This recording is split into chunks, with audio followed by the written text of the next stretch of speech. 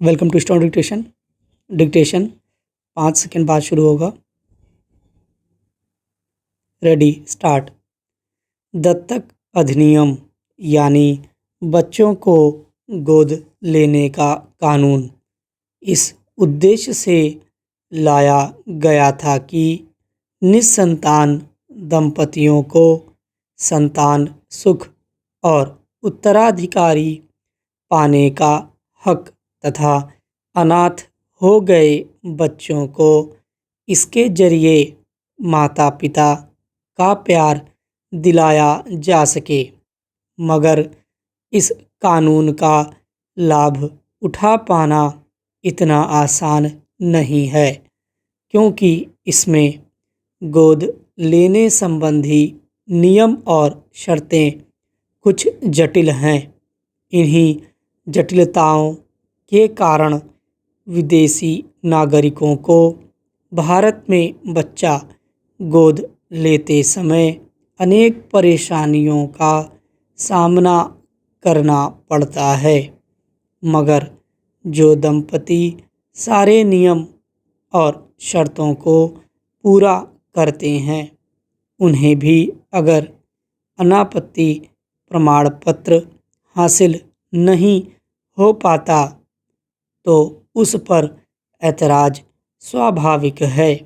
ऐसी ही शिकायतों को लेकर दिल्ली उच्च न्यायालय में गुहार लगाई गई कि केंद्रीय दत्तक ग्रहण संसाधन प्राधिकरण यानी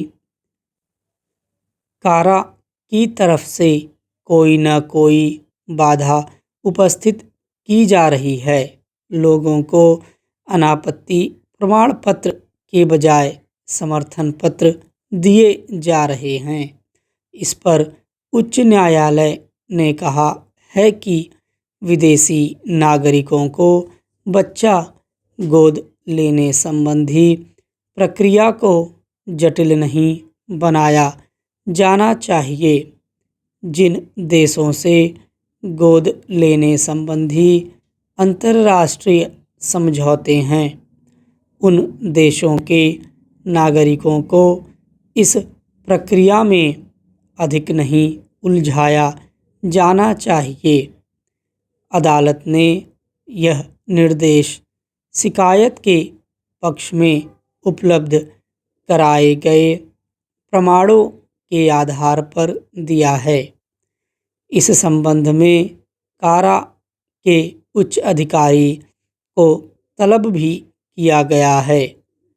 अपील करने वालों की तरफ से कहा गया कि अनापत्ति प्रमाण पत्र प्राप्त करने के लिए उन्हें काफ़ी पैसा खर्च करना पड़ रहा है।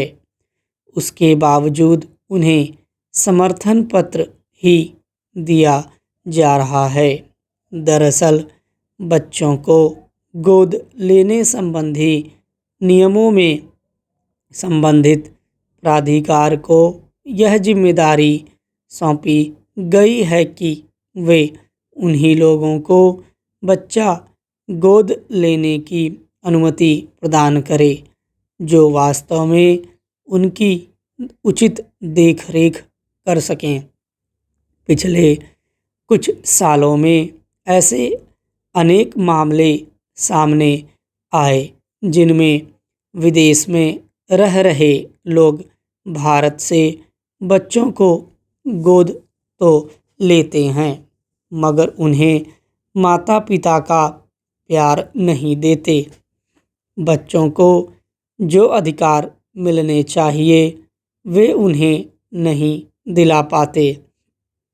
कई लोग तो ऐसे बच्चों को बंधुआ मजदूर की तरह घर में रखते और घर के सारे काम उनसे कराते हैं, जबकि दत्तक अधिनियम का मकसद है कि बच्चों को घर का वातावरण उपलब्ध हो सके, उन्हें अच्छी शिक्षा, स्वास्थ्य और बेहतर भविष्य मिल सके। इस लिहाज से कारा के अधिकारियों की सतर्कता, उचित कही जा सकती है, मगर जो लोग सभी संबंधित नियम कायदों को पूरा करते हों उन्हें भी परेशान किया जाए तो शिकायत स्वाभाविक है।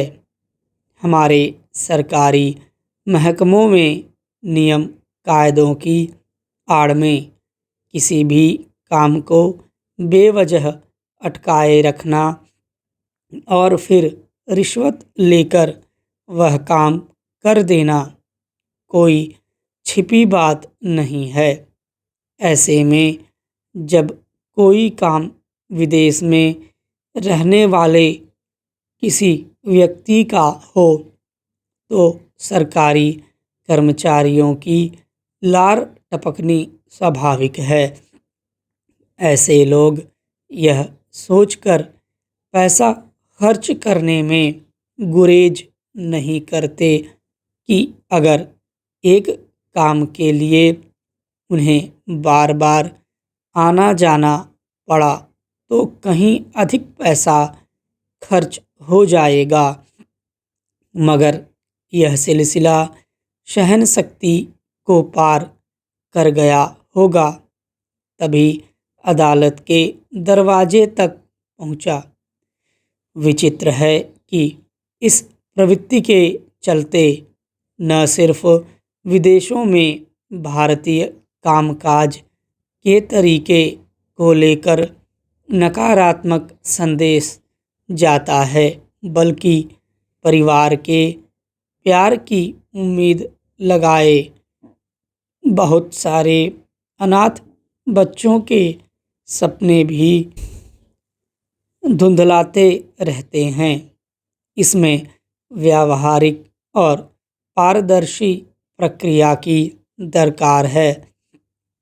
सूखदार लोग कानून को कागज़ का पुर्जा और प्रशासनिक अधिकारियों को अपने हाथों की कठपुतली समझकर कैसे उनका दुरुपयोग करते हैं, इसका जीता जागता उदाहरण है सपा नेता आज़म खान द्वारा अपने बेटे अब्दुल्ला आजम के 2 जन्म प्रमाण पत्र बनवाने का मामला।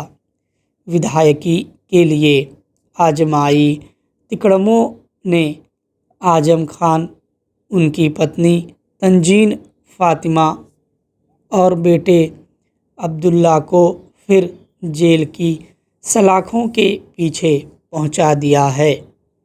तीनों को 7 साल की कैद हुई है। दरअसल आजम खान ने अपने बेटे अब्दुल्ला को विधायक बनाने के लिए सभी नियम कानून ताक पर रख दिए थे।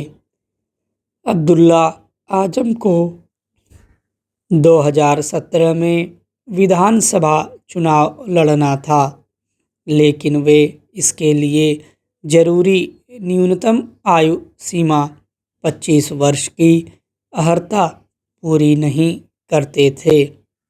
रामपुर नगर पालिका द्वारा जारी जन्म प्रमाण पत्र में उनकी जन्म तिथि 1 जनवरी 1993 बताई गई थी, मगर तत्कालीन समाजवादी पार्टी की सरकार में मंत्री आजम खान ने अपने पद का दुरुपयोग करते हुए लखनऊ से तत्काल दूसरा जन्म प्रमाण पत्र बनवा लिया, जिसमें अब्दुल्ला का जन्म 30 सितंबर 1990 को हुआ बताया गया।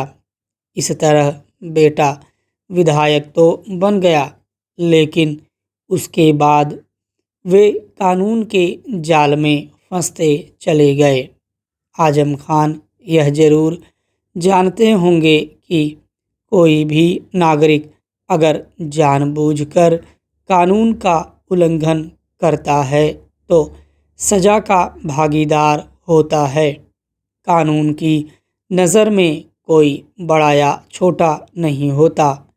सवाल उठता है कि इसके बावजूद उन्होंने स्वयं ऐसा आपराधिक कृत्य क्यों किया जिसने उनके लंबे सार्वजनिक जीवन को न केवल दागदार किया बल्कि उनके पूरे परिवार के राजनीतिक सफ़र पर एक तरह से विराम ही लगा दिया। स्टॉप।